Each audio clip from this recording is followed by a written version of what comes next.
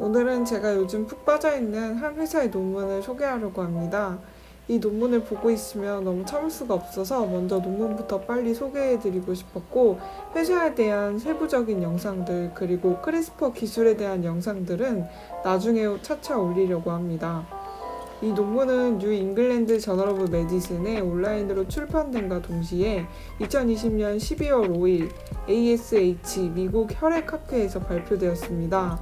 학회 자체뿐만 아니라 그날 모든 과학 제약 기사들을 찢어버린 논문이죠. 논문의 저자는 크리스퍼 테라퓨틱스와 버텍스 파마슈티컬의 연구진들 그리고 임상 연구진인 의사들입니다. 논문 제목은 크리스퍼 캐스9을 이용한 겸상 적혈구증과 지중해성 빈혈의 유전자 편집이라는 제목이고요. 크리스퍼 유전자 가위란 혁신적인 기술을 이용한 첫 번째 임상이라는데 의미가 큰 논문이죠. 크리스퍼 유전자 가위란 2020년 요벨 화학상의 주인공이기도 한데요. 추후에 초기 영상을 올리도록 하겠습니다. 논문의 주제인 겸상 적혈구증과 지중해성 빈혈은 적혈구 유전자에 문제가 있어서 찌그러진 모양의 적혈구가 만들어지는 유전병입니다. 매해 6만 명의 환자가 지중해성 빈혈로 진단받고 매해 30만 명의 환자가 겸상 적혈구증 진단을 받고 있죠. 시장 규모가 꽤 큰 편이에요. 그런데 비해 근본적인 치료책은 골수 이식밖에 없습니다. 현재까지는요.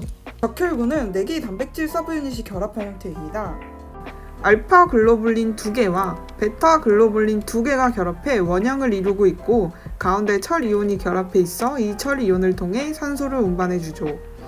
겸상 적혈구증과 지중해성 빈혈은 모두 한 개의 유전자, 베타 글로불린 유전자의 돌연 변이로 인해 베타 글로불린이 모양이 변했기 때문에 생기는 병입니다. 베타 글로불린 변이로 인해 알파 글로불린과 잘 결합해 원형이어야 하는 적혈류가 찌그러져 이상한 낫 같은 모양이 되어버리는 것이죠. 지중해성 빈혈도 마찬가지로 베타 글로불린에 돌연 변이가 있어 이상한 형태의 적혈구가 만들어져서 산소 운반력이 떨어지고 만성적인 빈혈에 시달려야 하는 병입니다. 이 두 유전병을 가진 환자들은 수혈도 자주 받아야 하고 찌그러진 적혈구들이 혈관에서 자기들끼리 뭉쳐버려서 혈관이 막히는 폐색증으로 고통받고 있습니다. 평생 병원을 드나들며 살아야 하죠. 이 두 유전병의 근본적인 치료 방법은 골수 이식뿐이었습니다. 이식받을 수 있는 골수가 없는 환자들은 수혈을 받고 폐색증 검사를 하기 위해 계속해서 병원을 드나들어야 했고, 그렇게 연명하면서도 각종 합병증 때문에 평범한 사람에 비해 기대 수명이 짧았습니다. 그래서 골수 이식조차 받을 수 없고 상당한 합병증에 시달리고 있는 사람들을 대상으로 유전자 치료 임상이 시작되었죠. 블루버드 바이오란 회사에서 개발을 시작한 지 몇 년 만에 2020년 EU 승인을 받았고요. 그리고 후발주자로 유전자 치료제의 미래, 크리스퍼 유전자 가위를 이용한 유전자 편집을 내세운 크리스퍼 테라퓨틱스 역시 첫 번째 임상 실험으로 이 적혈구 유전병들을 선택했죠. 파이프라인을 발표한 후 약 4년 만에 나온 이 논문은 겸상 적혈구증 환자 1명과 지중해성 빈혈 환자 1명을 대상으로 한 유전자 치료의 경과를 담고 있습니다.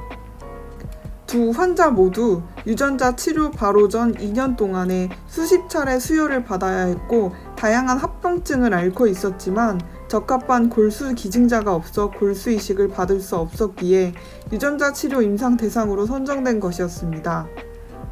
크리스퍼 유전자 가위를 통해 편집해야 하는 유전자는 BCL11A라고 불리는 유전자였는데요.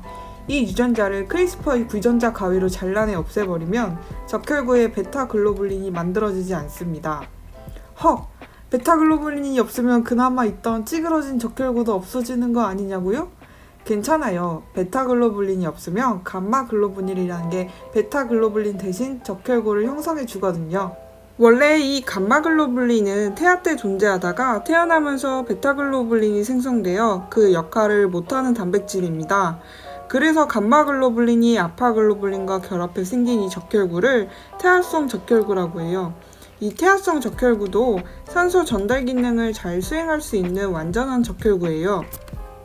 정리하면 BCL11A 유전자를 크리스퍼 유전자 가위로 없애서 베타글로불린을 없애고 태아성 적혈구를 생성시키는 게 이 유전자 치료의 목표입니다. 치료의 순서는 이렇습니다. 먼저 환자의 컨디션이 갖춰져 있을 때 환자의 골수를 채취합니다. 그리고 그 골수에 있는 조혈세포, 즉 혈액세포의 줄기세포에 CTX001 우리 크리스퍼 유전자 가위를 통해 BCL11A 유전자를 잘라내 베타글로불린이 만들어지지 못하게 합니다. 그 사이 환자의 골수에 약물을 주사해 원래 가지고 있는 조혈세포, 즉 혈액세포의 줄기세포와 혈액세포들을 죽여버립니다. 그래야 찌그러진 모양의 적혈구가 사라지고 새로 주입될 적혈구가 자리 잡을 테니까요. 끝으로 CTX001로 조작한 골수를 환자에게 이식해주고 계속해서 잘 자리 잡을 수 있도록 환자의 상태를 모니터링합니다. 이러한 방식의 유전자 치료를 생명체 밖에서 유전자 편집을 한다고 하여 엑스비버 방식의 치료라고 합니다. 이 논문에서는 유전자 치료제 첫 시험 후 21개월이 지난 후 임상시험에 참가한 두 환자는 모두 수혈이나 합병증 없이 건강히 지내고 있다고 말하고 있습니다. 수혈 없이 살고 있다는 것은 그들의 몸에 적혈구가 제 기능을 잘 하고 있다는 것이겠죠? 실제 데이터에서 환자 2명의 혈액을 분석한 결과 그들의 혈중 적혈구는 98% 정도, 그리고 후에는 100% 태아성 적혈구로 구성되어 있었다고 해요. 유전자 치료 후 부작용이 있기는 했습니다. 어떤 부작용은 심각했죠. 하지만 그 부작용은 두 환자가 앓고 있던 합병증이 있었기 때문에 그것으로 인한 영향이 컸던 것으로 분석됐고 2주 정도 후에는 완전히 회복됐다고 하네요. 논문 말미에 언급된 바에 따르면 현재 8명의 환자에 대해 유전자 치료를 이미 더 진행했고 추가로 4명의 환자가 유전자 치료를 위해 대기하고 있다고 합니다. 더 많은 수의 환자를 통해 시판허가에 더 가까워지겠죠. 크리스퍼 기술을 이용한 첫 번째 임상 시험 논문을 소개시켜드렸는데요. 이 논문을 보고 왠지 달의 첫 발자국을 찍던 그 순간이 떠올랐습니다. 이 논문도 크리스퍼 테라퓨틱스와 버텍스란 회사도 유전자 가위 기술이 인간에게 사용된 첫 사례라는 점에서 길이 역사에 남을 것 같습니다. 이 논문이 의미하는 바는 크리스퍼 기술을 이용해서 효과적으로 유전자 치료제를 만들 수 있다는 것입니다. 그리고 앞으로 있을 유전자 치료제 임상 시험들도 성공적일 가능성이 높다는 것을 보여주고 있고요. 크리스퍼 테라퓨틱스는 크리스퍼 유전자 가위를 이용해 만든 세포 치료제인 카티셀 치료제도 개발 중에 있고요. 또 빌 게이츠 재단으로부터 후원받아서 HIV 유전자 치료제도 개발 중에 있습니다. 보다 다양하고 자세한 파이프라인은 크리스퍼 테라퓨틱스 소개 영상에서 소개드릴게요. 여하튼 이 모든 치료제의 성공 가능성을 이 논문에서 찾아볼 수 있었습니다. 바이오테크놀로지를 리뷰하는 김스톤 채널 크리스퍼 기술에 대한 설명 영상으로 다시 찾아뵙겠습니다. 감사합니다.